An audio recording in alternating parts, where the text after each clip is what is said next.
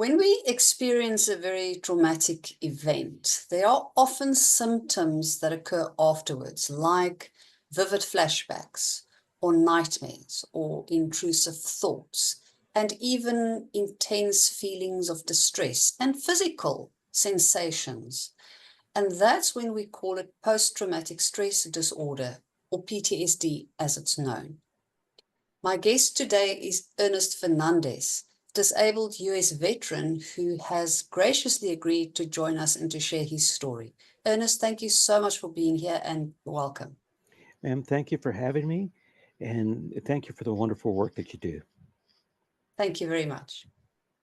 So please tell us your story. Where did it start? Well, uh, I was a I was in the military, and I was a bomb disposal technician. Mm-hmm, And you know, we don't typically see trauma. We typically prevent the trauma. mm-hmm, And I was deployed to Desert Storm, and there was various incidents that happened. I reported about 20 to the U.S. Veterans Administration. mm-hmm. So I took a piece of shrapnel that hit my safety glasses during an explosion. It took a pit out of the glasses, broke them, and forced them up against my sockets. Sure. There was another circumstance that it was the, the two that were the worst Mm-hmm, was Al Salman Airfield in Iraq, and the other one was Ramallah, Iraq, which was mm-hmm, behind enemy lines. All Salman Airfield, we were initially told it was 10 casualties. And I didn't find out till this past summer there was actually 45, well, technically 46, because there was someone that was responding from one of our teams, and he was killed in an ambush, uh, trying to reach the airfield. And so we find out this was all preventable. Our people on site had actually told the unit commander that they should not touch the bomblets at all, and he refused all advice. He was told that only the bomb technicians should be handling these, and we can't move him. So he had ordered his men to go ahead and pick up the bomblets, put them in bags, and stack them into a pyramid. And that's when the detonation happened. mm-hmm. And he was obliterated. They only found a one body part. Basically, he had his class ring on his hand, and that's the only piece that they could identify from him or from anybody for that fact that was there. So there's initially 10 casualties. These We only found out that they were all 10 were American. Mm-hmm. The other 35 were the French. They had two dead, and the rest were wounded. And so it was a very traumatic experience because one, it could have been prevented. Second, now I have to take care of the bomblets that were kicked out of the explosion. So that threat is still there. That's my job. So the first crew is killed and injured. I'm part of the second crew now that's just going in to handle this, and I'm having to, uh, after the mission was over with, remove human intestines from my boots. My trousers are soaked in blood and bile, and that this one mission is very unique because we lost 50% of our team leaders to suicide within 1 year after returning home from the mission. My boss was one of them. Wow. And so that leaves me the only survivor of our two-person team. And what happened was that he had told me that on a Friday that he hadn't slept in 2 months. Mm, And so I knew something was wrong, but I knew I couldn't report it without trying to figure out how to tiptoe around the structure. Because the second I report it, he's lost his job. mm, He has security clearances to maintain. he would have been immediately removed. So I can't do that to him at all. Mm. It wasn't until years later that someone mentioned, well, if I'd sent him to the chaplain instead of mental health, then now that's on the chaplain. He can, if he thinks he can fix this by talking, you know, or he that would have been an excellent idea. But again, that's now 30 years after the fact. Mm. That would have saved his life. But he took his life. Let's see. He told me on a Friday what was going on. I was going to wait till Monday. He took his life that Saturday. Oh no. So so this whole time I had survivor's guilt over the issue because I could have Mm. prevented it, just like the other incident. There was another team leader that also took his life. I'm not too well aware of the circumstances. I just know he kept a diary. Mm. And so this past summer was the first time I found out that all these incidents were linked. So the total of casualties, including those two suicides, is 48. Mm. That was one third of the coalition casualties from the war, or just this one incident. Mm. And so, but the thing is, we know what we got ourselves into. We volunteered for bomb disposal because we wanted to make a difference. We wanted to save lives. It's a very responsible profession. What we didn't know is that when we got out, we weren't going to have that support. Even when Mm. we sought mental health support, um, it wasn't working because they couldn't see that a lot of the treatments were sabotaged, sometimes by other mental health professionals that are coming in and saying, well, one person says, avoid your mom. The other person comes in and says, no, this is, you need to learn to negotiate. Okay, you are the common denominator here. Mm. And so that was one set of sabotage out of the mental health treatment. We even had insults. Okay, uh, mine was not as bad, but I'm going to give you an example of the worst one that I heard, Yes. and that was a Sergeant David Penman with the British SAS.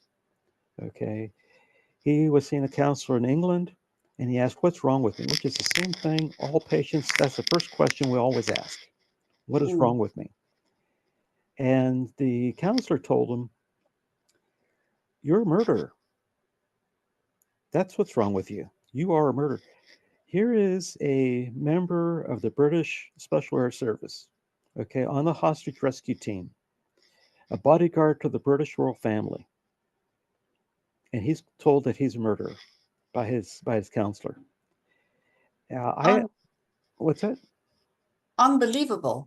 You're very correct. Yeah. And so now I started to associate what happened to me with one of Mm. my counselors. I asked him, "What's wrong with me?" He says, "You joined the military. What were you thinking?"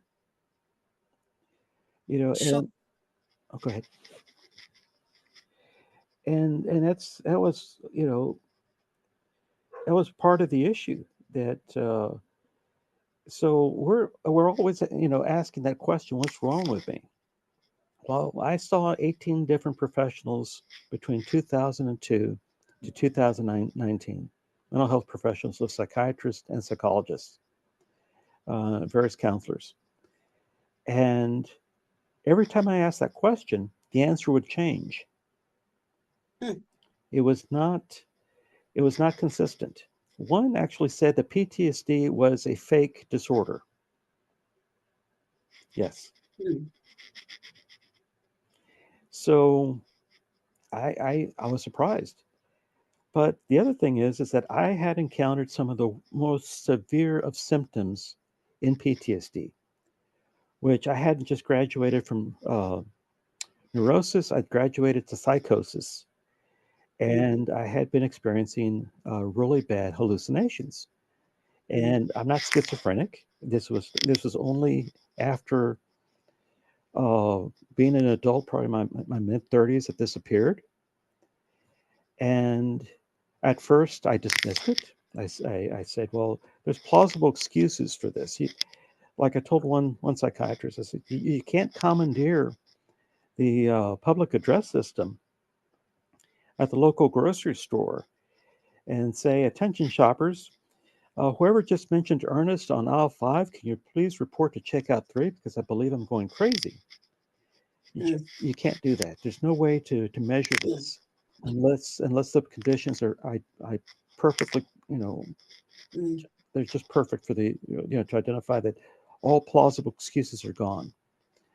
So what happened was that the hallucinations had now progressed where I was on one occasion I was alone, and I heard my ex-wife's voice. I turned around, and I knew she was 250 miles away. I know there's nobody there, mm, but it was loud and clear. So here I felt very, very vulnerable. I didn't know that hallucinations were part of the disorder.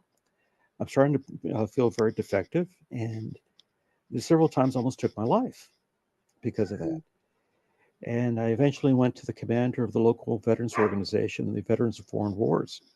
And he says, "No, this is normal. This is normal to the condition." And what had happened was that I had established that the hallucinations were happening, that this had graduated past the point of normal conditions. mm, And it happens to about 20 to 50% of the veterans. But again, it's very, very difficult to detect. So, of course, I'm complaining about relationships in therapy. mm, And one of the biggest ones I'm complaining about is my mom. mm, Um, so I'd been missing money for months. I'd go cash my check. I'd come back home. I put my wallet down, and there's several $100s missing. I'd go back to the teller, accuse them of theft, and that wasn't the case. So after several months, I brought my daughter down to visit with me. I was staying with my mother at the time because I was basically going through a divorce and separation and so forth. And my daughter says, um, "Grandma told me to go into your room and pull several $100s out of your wallet." And she's 5 years old, and she mm. says, "I told her that was wrong." Sure. And immediately, my mother dug into her with all kinds of insults and vulgarities. And I told her, "No, you don't do this." Okay. The next day, she tried to kill her. My mother tried to kill my daughter. Wow. And I had spent 10 years complaining about this to mental health professionals, not knowing what had happened Mm, because my mother had given me my medications, which typically would put me to sleep. So that, mm, that was about 3 o'clock in the afternoon. So I'm leaving my daughter with the person I thought was a responsible adult, a family member. mhm. I wake up about midnight and I can't find my daughter in the house. She's missing. So I've gone room to room, and finally I go outside and I find her in the shed. Again, this is complete and total darkness around midnight, between midnight and 2 o'clock in the morning. And I found her hiding behind the washing machine. And it sounded like she was playing. So I asked her, you know, what was wrong? And she says, "Oh, I'm just playing, Daddy." Okay. And so, yeah, I left one very important issue out. Mhm, That right after I had received that medication, I heard screaming. I heard my daughter screaming. mhm. But the medication was so strong that it just knocked me out. And I went to sleep, and the rest of the story. I woke up hours later. What happens is that again, I didn't know what had happened at all, and eventually, my daughter tells me, she's 16 now, and and she's very depressed. She's having to seek, mental health counseling, and she says, when I asked her what had happened, she says, "Grandma tried to kill me with a knife," Sure. and Mom called me a liar. Which so now this is that's insult to injury, and Mm, I asked her, was it this date when this happened that I went to sleep? Okay, I think I heard you screaming, which I truly thought that it was innocent. Maybe grandma was chasing her granddaughter around the house with a Halloween mask. Mm. That's what I thought initially. And what happens is that no, my mother had picked up a sharp knife and was chasing her granddaughter around the house with the intent to stab her. Good, And good. so I really expected stuff like this to be intervened with. Mm. I kept on going to the mental health professionals. I'd never had a word for it until I showed up into the United Kingdom. And it was coercive control would have been one of the methods. There's probably about two or three of them that could have been used to identify to just basically say contact is a bad idea. Mm. So eventually, I spoke to a friend of mine that I grew up with. She lived just a few streets down. We went to high school together, and I asked her, "How could have I prevented this?" And she said, "Let's look at the red flags." And she knew my mom. So Mm. immediately she said, "Look at her age." Okay. Excuse me. Her age is within a range that there's a 50% chance that she has dementia. Mm. Okay. And then she asked, "Does she drink?" I said, "From 6 o'clock in the morning to 8 o'clock in the evening." Well, that's red flag number two. Mm. Okay. She's an alcoholic. Are there any other issues? Well, she's a gambling addict. Red flag number three. Okay. That's two addictions and and a potential vulnerability, Mm. identified. And then she said, "How's her mental health? Has she tried to kill herself? Has she sent you any suicide letters?" I said, "Suicide letter. I received suicide letters when I was in the service." So she says, "Now that's red flag number four." Mm. Okay. And then it kept on going with more and more red flags. The next one was practicing Hispanic black magic called Santeria as a Mm. devout Catholic. That's a big cognitive dissonance, Mm. which, at first that didn't sound like anything important. Well, we found out my daughter was the one that, because we're all doing research, trying to figure out Mm. what had happened. And Mhm. my daughter one day sends me an email and says, "Dad, I found it. It's Korsakoff syndrome." Yeah. And so I'd been looking for this for years in the Diagnostic and Statistical Manual of Psychiatric Disorders in the U.S. Mm. The Bible for mental health, Yeah, the DSM. the DSM. And I couldn't find it. And the reason is that it had been consolidated with others Mhm. under dissociative identity disorder. Mm. So now that's one category. So that had completely gone off to the side. And when I realized that this could have been prevented, I was like, well, why didn't they ask these questions? And Mm. that's what my friend asked. She said, "Why didn't you listen to the therapist? Why didn't you take their advice?" I said, "I did. They told me I was the common denominator." Mm. And the thing is that this wasn't the only attack. This is one of a lot of them. Some of them were coercive control in relationships. Mm. Um, that one was probably the most one of the most violent. And so what happens is that you know I one day I started looking at all the incidents, and I had a conversation with my girlfriend that's now my wife, and she asked me to inquire about an incident that happened in Scotland because I moved from the United States eventually to Scotland, and I said, it had to be domestic terrorism, and she says no. It had to be a medical emergency, and questioning why could this be? How could I be so wrong? Mm. And she says, "Crazy is your American lot, not mine." So immediately I got very offended. I crossed my arms on the other side of the screen and told her, "We Americans are not crazy." And she Mm. says, "Ernest, we don't have three school shootings a week. We don't have three workplace shootings a day. Mm. The last police officer killed in Scotland that it wasn't illness or injury from like an accident was in 1997. That's the last murder of a police officer in Scotland. We lose Yeah. we lose 300 a year in the United States. Two to 300. Mm. And so she went on for half an hour of examples, and she finally finishes it with, "I do not know anybody with your experiences. I'd witnessed stabbings. I'd been robbed at gunpoint. Mm. There was the attempted murder of my daughter. Let's see, it was two robberies. I witnessed drug overdoses. So these are just random events that I'm Mm. walking down the street and there's somebody there that it's overdosed on drugs.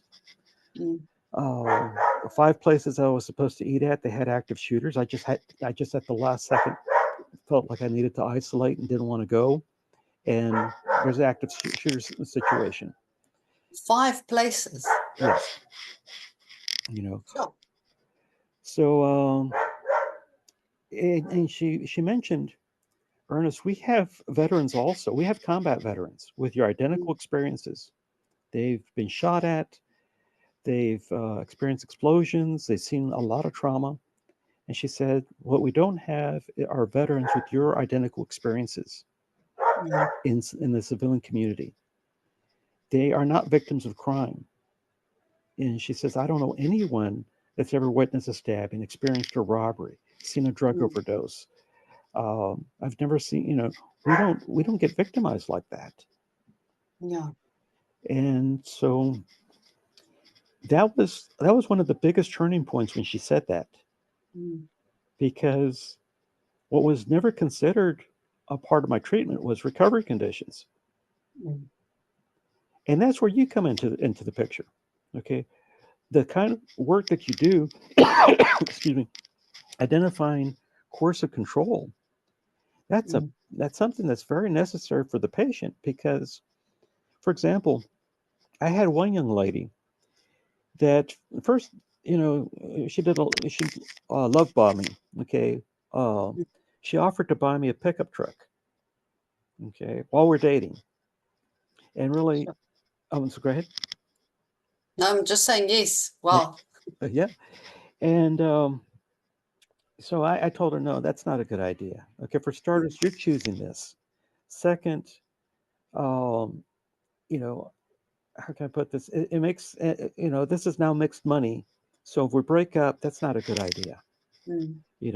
How are we going to divide this pickup truck? We just can't cut it in half and each take our Mm. half. And eventually she says, I'm breaking up with you. Okay. I said, well, that's fine. That's your choice. So we're separated for about a week or two. And I was living in Corpus Christi, Texas, over 100 miles away from where she lived, down at the Mm. lower southern tip of Texas. And she shows up at my doorstep and she asked, why aren't you depressed? Why didn't you try to kill yourself? And I was surprised.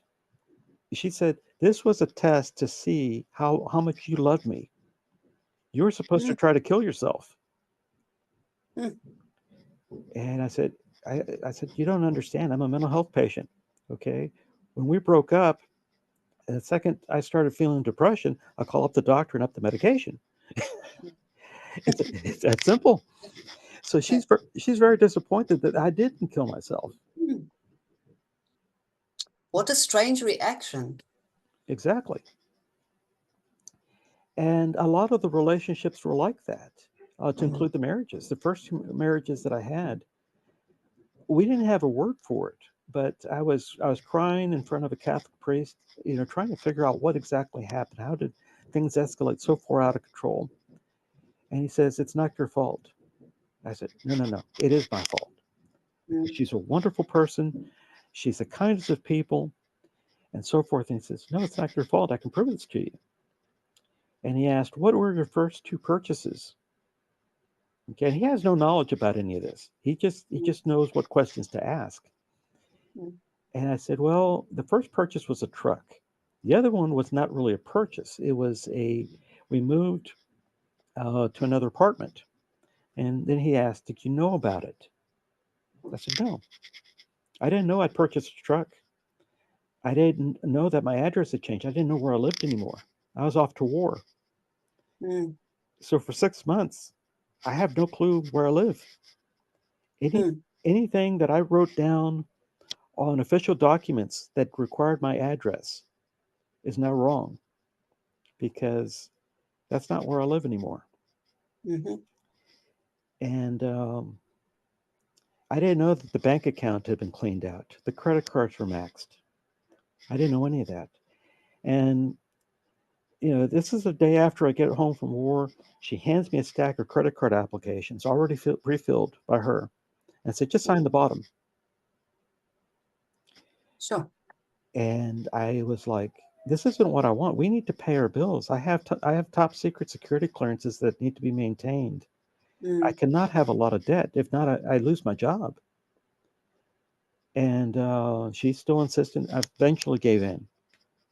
So, you know, that was some insight there that some person knew what questions to ask, Mm. but we didn't have a name for it until I showed up to the United Kingdom. I'm about to get married, this time for the third time, and I become very ill. I have chest pain, I have diarrhea, I'm vomiting profusely, and it's getting worse the closer it gets to the wedding. And finally, I said, I need to go to the hospital. This is, the chest pain starting to radiate to my left side. That's a really bad sign. Mm. And my father-in-law pulls me off to the side and said, "Why do you have reservations to marry my daughter?" Oh, let's go back. We spent 3 hours talking about the first two marriages and all the dates and the relationships in between. And so, all the problems. And he said, "Why didn't you call the police and have them arrested?" Mm. And I was like, "Why would I call the police? This is a civil issue in Texas. You know, no law was broken." And he said, "You stupid Americans. Every English-speaking country has fixed this other than the United States. Mm. That's what you're explaining to me is coercive control. That's up to 5 years in prison in England. It's up to 14 years prison in Scotland. You cannot gaslight another person. You cannot Mm.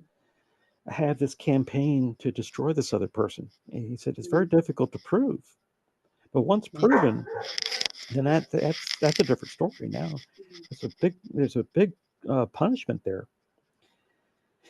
And I realized that none of my mental health professionals had even considered this because we'd never heard about it in the United States. This Mhm. was only in the UK. And that here were two people, my wife, the person that's now my wife, and my father-in-law. They don't have PhDs. Mm. He has a high school diploma. My wife has 1 year of college. And their observations had beat the 18 mental health professionals that I saw. And I started, Unbelievable. exactly. Ernest, can I take a moment here to just Sure.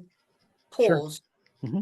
So you have had the military experience that was traumatic that you started to tell us about. Hmm. And then you have this history of relationships with people who were coercive controllers. So Hmm. you have had a tremendous um, variety of traumatic experiences. And you're saying in all these years, with all the mental health professionals that you have consulted, you did not come across people who were knowledgeable and informed about these specific issues that are actually rife all over the world. These are common occurrences. One young lady, for honorable mention, a counselor out of Corpus Christi, Texas, at the Vet Center, she tried her best to figure out what was wrong, but I don't think she had the tools. Mm. She said, she asked about, we had a long conversation about my mother, and she said, the examples you're giving me are not of a mother; they're of a spouse. This is Mm. a. She thinks of you as a life partner. She's running off girlfriends. Mm. She's going to your employers, and chewing them out, saying, "My little boy hasn't minded me," and then she's stealing money. Mm, And what happens is that she was the closest one because she really tried. She put a lot of effort into it. mm, But again, she'd never heard of coercive control.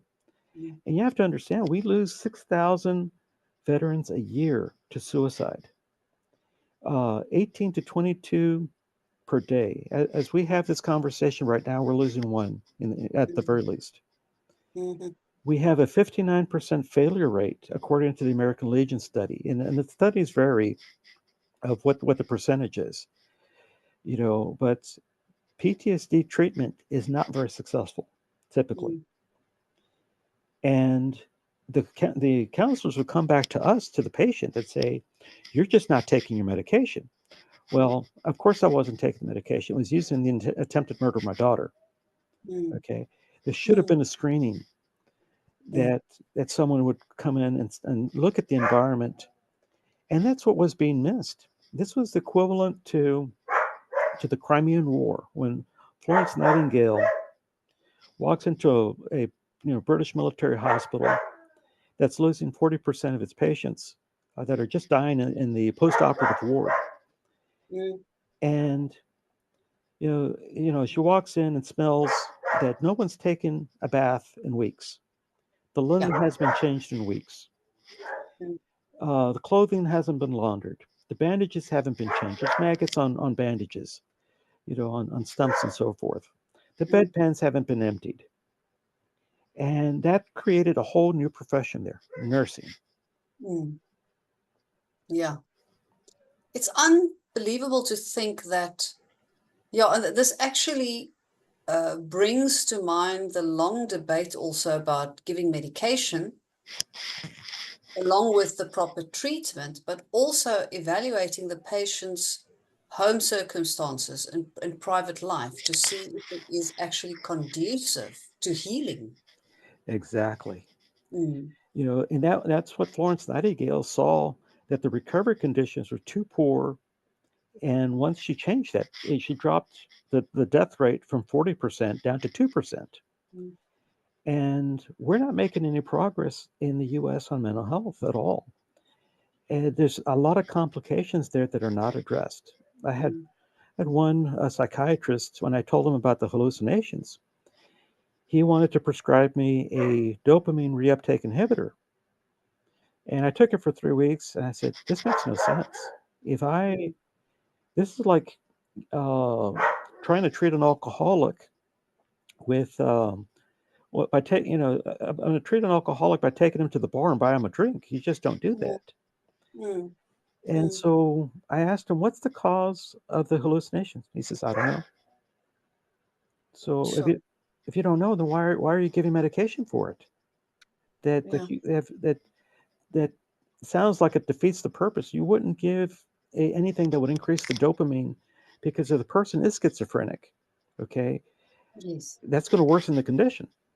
Mm, And so eventually, I arrive in the United Kingdom. I have one episode of PTSD, and that's been a major progress because that's in 6 years. mhm, Okay, remember these are now before this was a constant. Every time I encounter trauma, mm, I'm back to having major episodes. mm, You know, so this was one of the biggest improvements ever. And I talked to the doctor, and I was asking her. I was trying to get out of her the cause because mm, again, I'd asked all my 18 professionals, and none of them could give me a physiological cause of PTSD.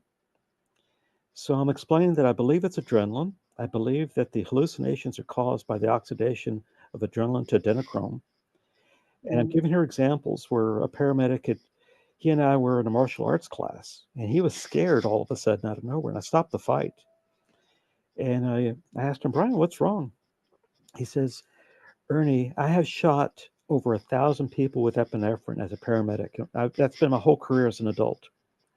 I've mm, never seen a pupil reaction where someone's pupils went from pinpoint and just expanded instantly to dinner plates, almost covering the whole eye. Mm. And he says, you looked like you were about to change into a werewolf, a zombie, or a vampire, something out of a horror movie, some demonic creature. And I said, don't worry about it. I've had this condition for a while, but I didn't know that was happening. Mm. So he tells me this.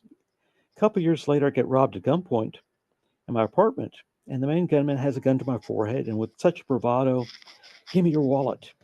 Then out of nowhere, there's a scared look on his face, and the Mm. gun's starting to tremble out of nowhere. Okay, and I hear, "Oh my God!" He just said that, and that's when the fight started for the gun. Mm-hmm. But in retrospect, that's when the adrenaline kicked in. Mm. It would have scared him, which it did. And now he's fighting. He's a 260-pound. But both men were twice my size, half my age, and they brought a gun to a fist fight, and they still lost. Uh, so that gives you an idea how much adrenaline factored into that equation. Mm. So I give that example to the doctor, and she eventually interrupts me and says, "Mr. Fernandez, you're very correct. It is adrenaline. That's your suspicion. It is, it's no longer suspicion. It is correct. And by the way, it's on our website." Okay. So he was a professional. I'm sorry. Here's a professional that identified this. And what happens is that this had been known all along, but not in the United States. Mm. In the United States, the official cause of PTSD is moral injury. Moral injury. Yes, which does not explain the hallucinations when it Mm. graduates to that. Mm. So you could see how much confusion there was. Mm. Mm. But what happens is that the coercive control issues were some of the biggest because they could have been predicted, they could have been identified, predicted, and prevented Mm. with the proper person. And I'm sorry, actually had two gates and keeping the dogs out of the living room for the interview, and they've walked in now. That's fine. As long as they don't bother you, I'm happy with that. They obviously want to be close to you, so let them be. Oh, exactly. And Oh, there we go. I was going to ask you about the dogs because I saw the pictures in the background on the wall. oh yes, this is Murphy, and the Springer Spaniel is Dante, Okay. and it's almost dinner time. I should have probably fed them before the interview. A shame. They're just coming to check on you, probably. Oh, exactly. Oh, Yeah. there they go. And this was something that was very much neglected. Um, as you could tell, there was complete disorganization, Mm. and we've had professionals that actually, when the studies get brought up, that there's no recovery of the majority of the patients. Mm. We have professionals that'll blame the fact that we're getting paid a disability income for the PTSD. And, Mm. well, this removes all incentive. Obviously, they're not going to get paid. No, I mean, they're not going to get well. The issue is that they need to do their job. Mm. It's one thing if you in your the stuff that you're doing, if you go through and you can't find evidence of coercive control to protect the patient, okay, and it happens, but at least you tried, Mm. okay. You have great tools. You have a wonderful outlook, Mm. and that makes the difference. But nobody tried in my circumstance. They again, the patient is blamed. Um, One time I specifically asked, if this is, there's an issue with my mom, and they said, no, you're the common denominator here in the clinic. And That is so disappointing for me from a mental health point of view. It's really disappointing. But I must also say, in my experience, I have seen coercive control, for example, Mhm. enough times to know that it's a real thing. So I've experienced it myself. And it's almost like I always use the word soap opera, because some of the stories that people tell are like the things we see in soap operas or worse.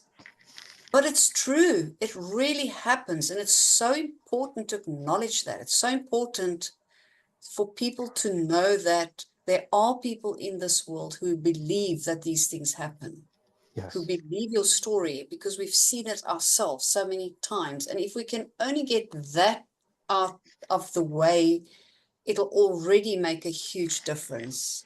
Yes, It's, ma'am. it's so disappointing that there are still people in this world who think these things aren't true. Correct. I mean, Yeah. my second wife, one of the things that she was doing was hiding the drug abuse of some of her children, some of my Mm-hmm. stepchildren, Mm-hmm. and so she's asking me for favors for various things. And finally got to the point where I asked her, "How bad am I supposed to get beat at this time?" Because every time I'd asked her a favor, somehow it turned violent. She asked me for a favor, it would turn violent when I did the favor. Mm-hmm. The second one was one of the biggest eye openers because she said, let's go out to eat, just a relaxing lunch. And I said, no, we're visiting our hometown. I want to go see my friends. No, Mm-hmm. you need to come with me. And she kept on insisting. And it's going to be a relaxing lunch. Well, the lunch almost turned violent. Yeah. And, I didn't know what was going on. I'm very confused of how this thing is escalating out of control. And she comes back to me and she says, she yells at me, "You were supposed to rescue my daughter from that drug dealer." I said, "No, I was supposed to have a relaxing lunch. That's what I was told." Mm-hmm. Okay. If I had known I was supposed to rescue somebody from a drug dealer, the police were there, or would have been there. The police were not there. Okay. I would have been prepared, but Mm-hmm. she had had an agenda the whole time. Sure. And I didn't know it. I was. This was like living in a horror movie, like Amityville Horror, where you have a whole bunch of unexplained events Mm-hmm. happening, and you don't know what the cause is. But the reality is, we do have movies that, like Fatal Attraction. You know, Mm-hmm. one of my cats was actually killed, and I don't know if it was my ex-wife. I can't prove who did it. My daughter believes it's one of the neighbors. Mm-hmm. I believe it could be my ex-wife. I'm not sure. But again, you've got baby reindeer, mommy dearest, enough, burning bed, and so Mm-hmm. this crosses both genders completely. This Definitely.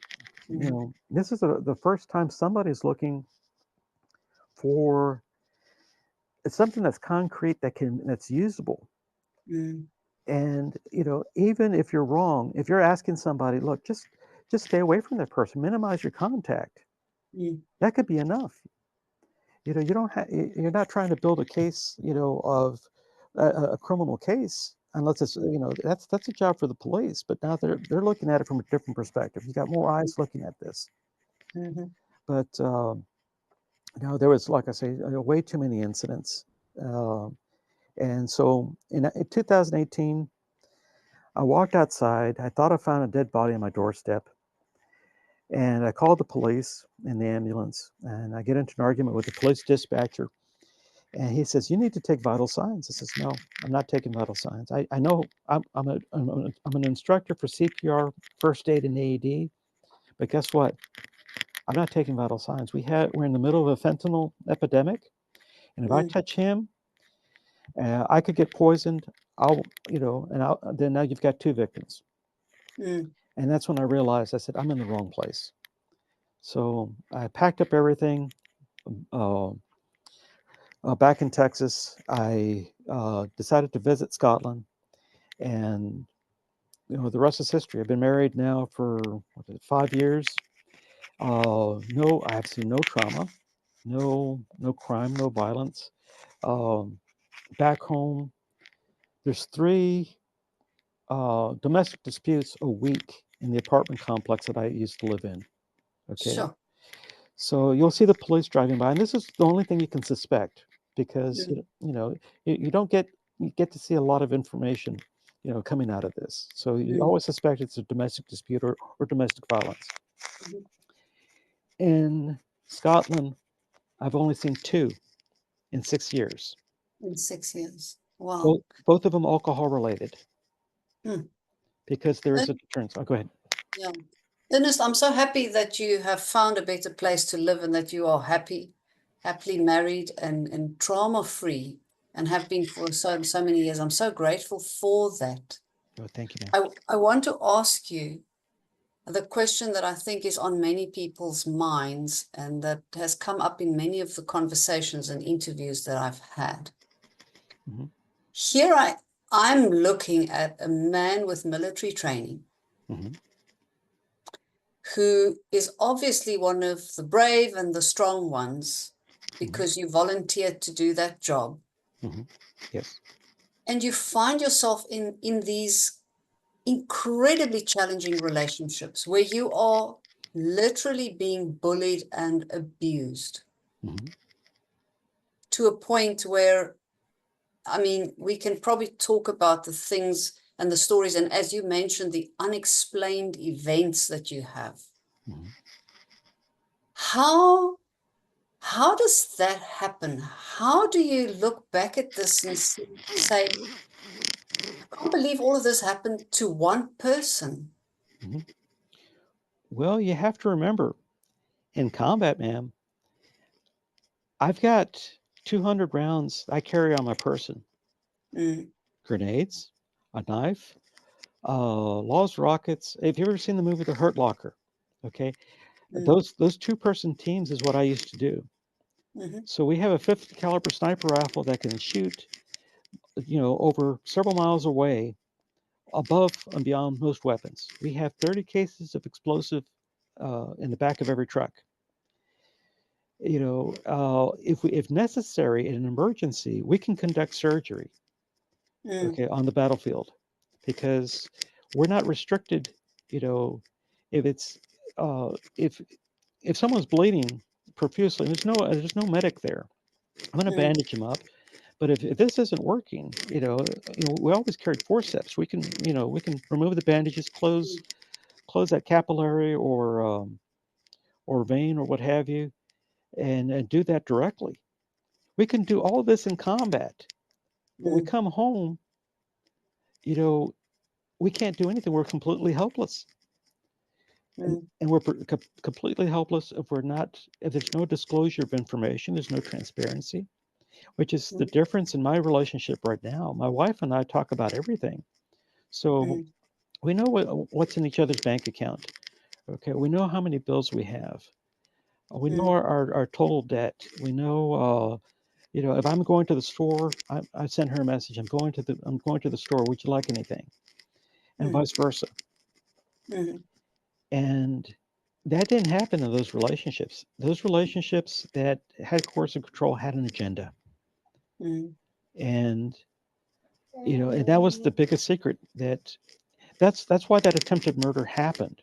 You see, if it mm, had been reversed, where my daughter had come to me and said, "Grandma, tried to kill me with a knife," and I didn't know anything about it. The responsible thing to do is to call up my ex-wife and start validating and confirming information and conducting a mini mm, investigation mm. to see if it's sufficiently valid.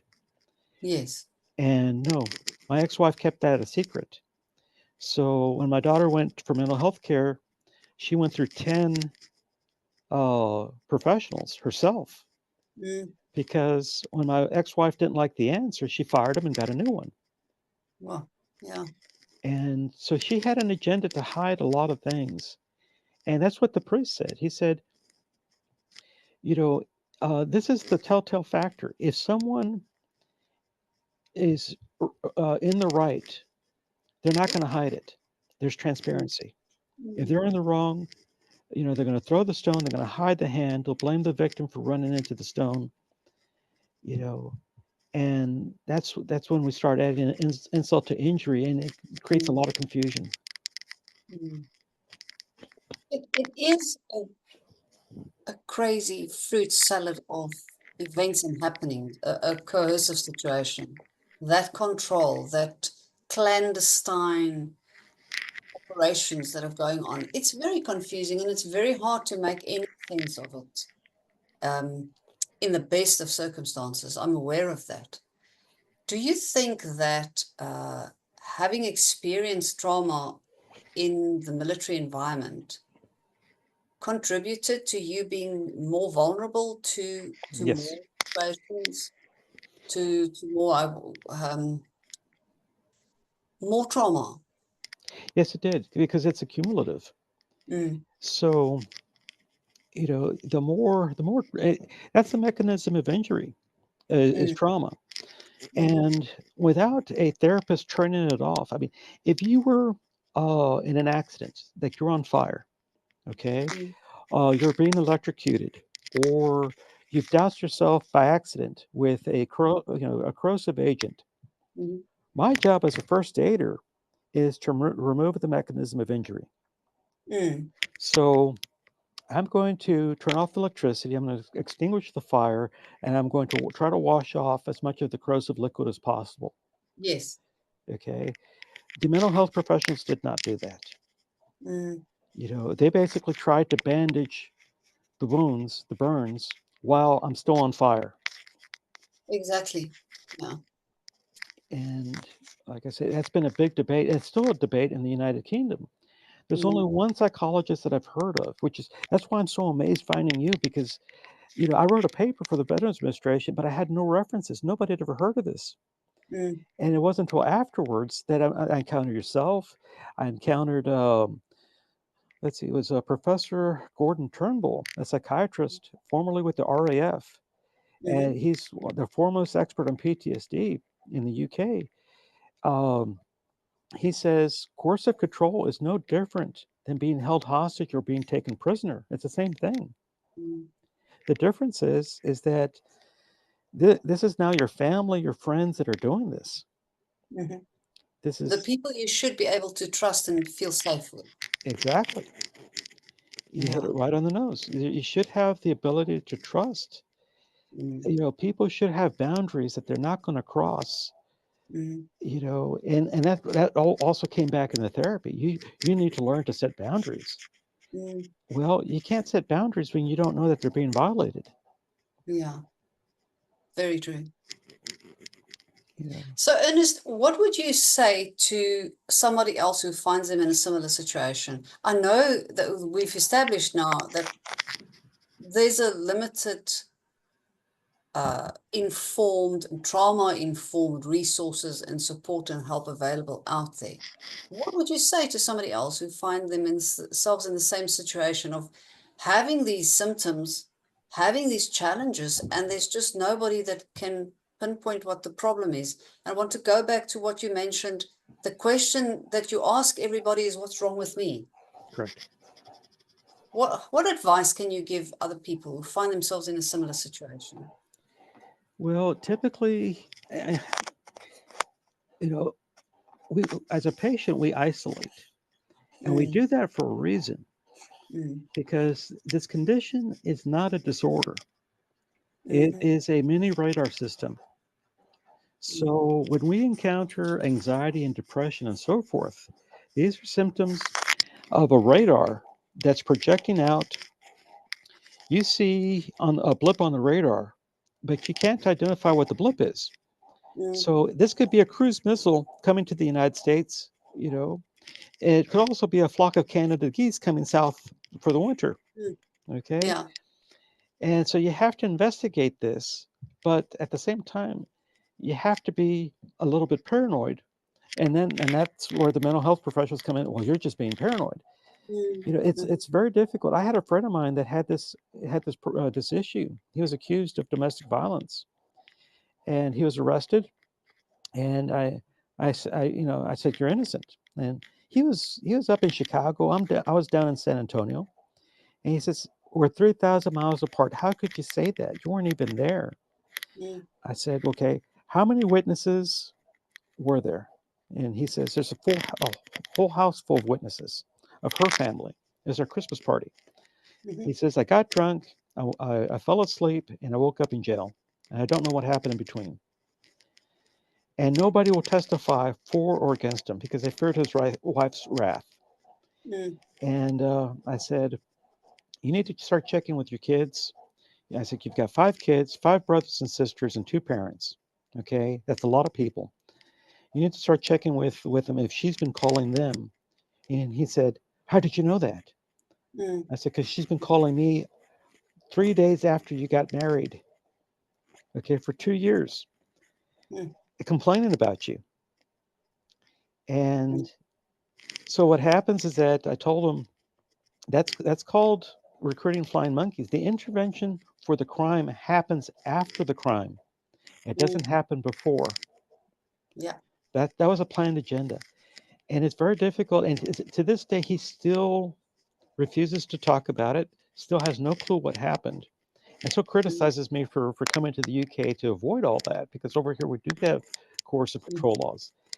So I really don't know. I mean, they're going to have to look at other people's relationships to understand how this dynamic works mhm, and see how it fails and see actually look for the attacks.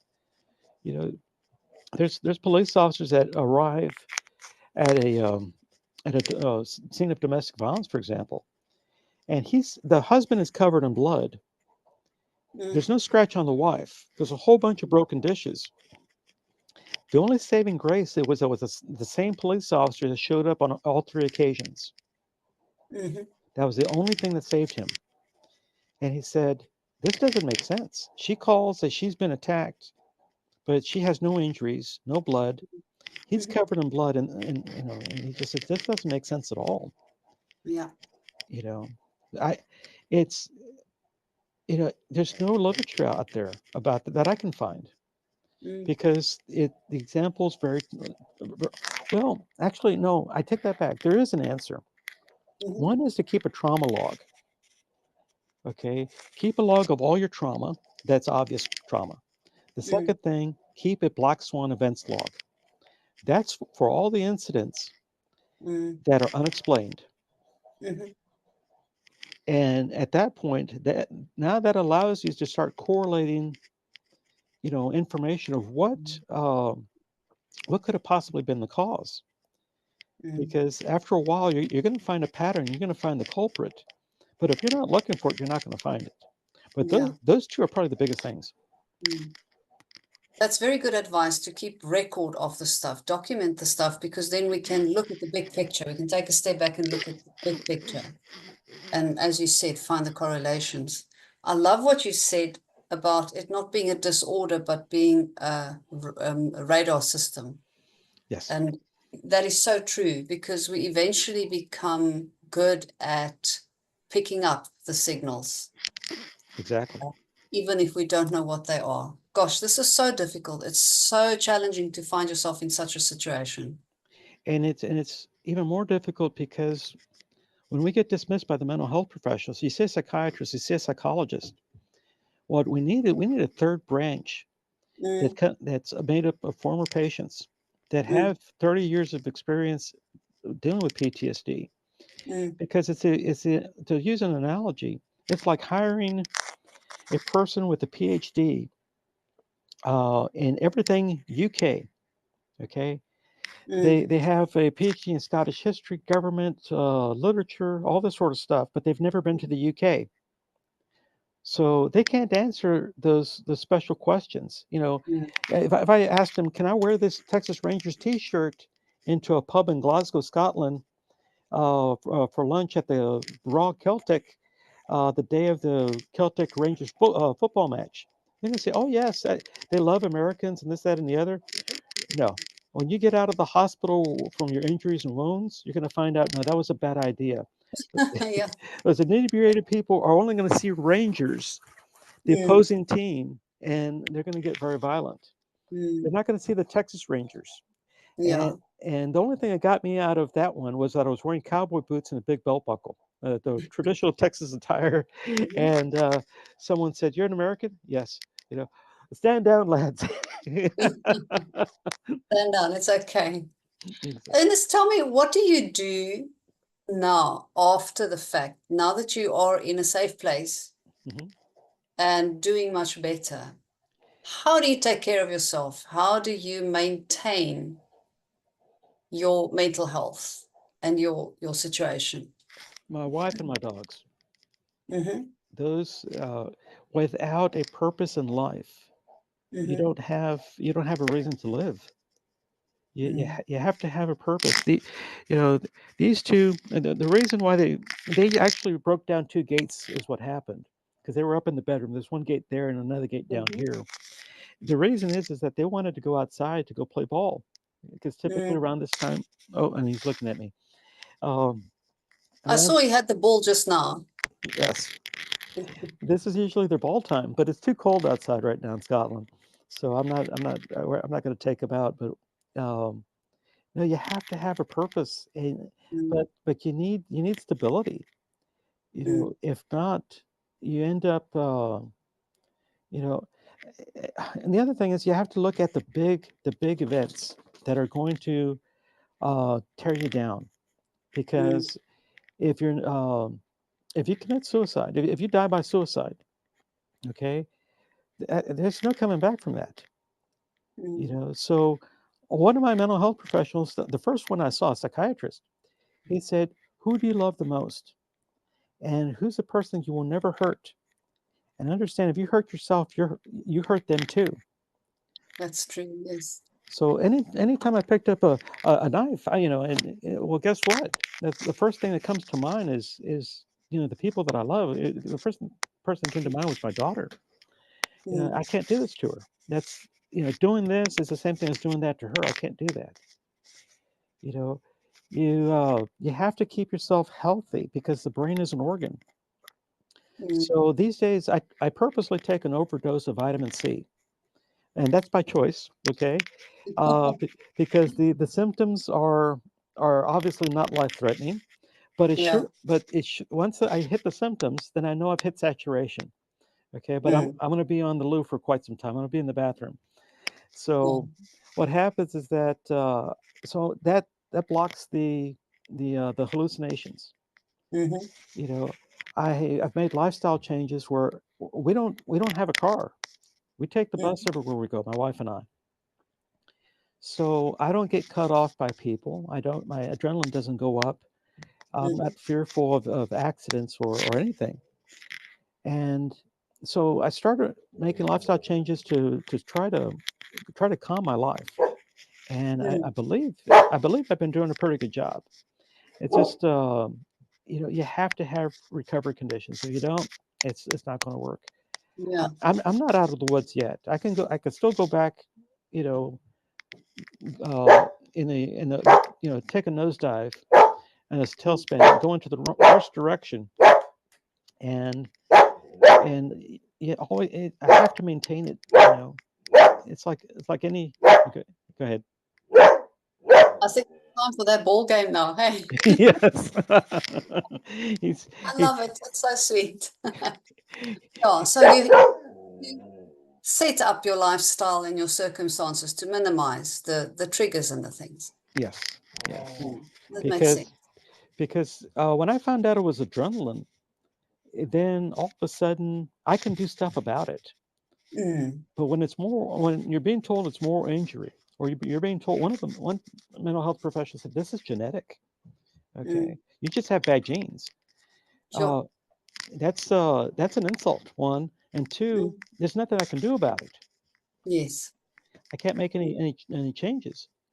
And like I said, that was one of the biggest problems is that the answers always kept on changing between professionals. Mm. They pick and Mm. choose their research, and they're not looking at it from the patient's perspective. That's a big difference Mm. when someone's actually been through trauma, awful life. You know, Mm. they've got all those years uh, of bad traumatic experiences that now can be used to Mm. change somebody else's life for the good. Mm. It's great. Ernest, it's been absolutely wonderful talking to you. Thank you so much for sharing your experience and what you've learned. I can see that you've also gone to great lengths to educate yourself about the situation. And I can see that you're passionate about the need that there is for people to hear this and understand this. And it brings me back to the conclusion that, I always drawn it's about education, education, education. Professionals need to be educated. The public needs to be educated.